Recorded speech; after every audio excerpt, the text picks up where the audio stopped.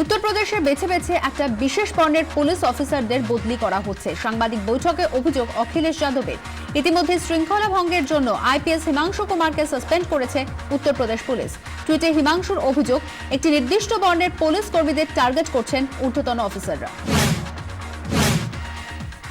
দিল্লি পুরসভা ভোটে আপকে হারাতে দলের কর্মীদের ঝাঁপিয়ে পড়ার নির্দেশ বিজেপির সর্বভারতীয় সভাপতি অমিত শাহর। গতকাল দিল্লিতে দলের কর্মীদের নিয়ে সভা তাঁর।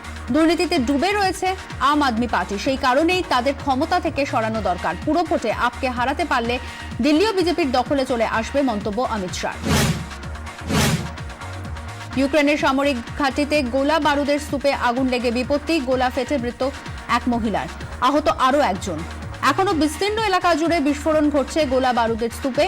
ইতিমধ্যে ওই এলাকা থেকে সরিয়ে নেওয়া হয়েছে 15,000 বাসিন্দাকে। রাজ্যের মন্ত্রীদের জন্য তৈরি হচ্ছে আবাসন। রাজা সন্তোষ রায় রোডে সব পূর্ণ মন্ত্রী পাবেন 1700 স্কোয়ার ফুটের ফ্ল্যাট। 10 তলা আবাসন তৈরির কাজ শেষের পথে। এপ্রিল বা মে মাস থেকে মালিকানা পাবেন মন্ত্রীরা।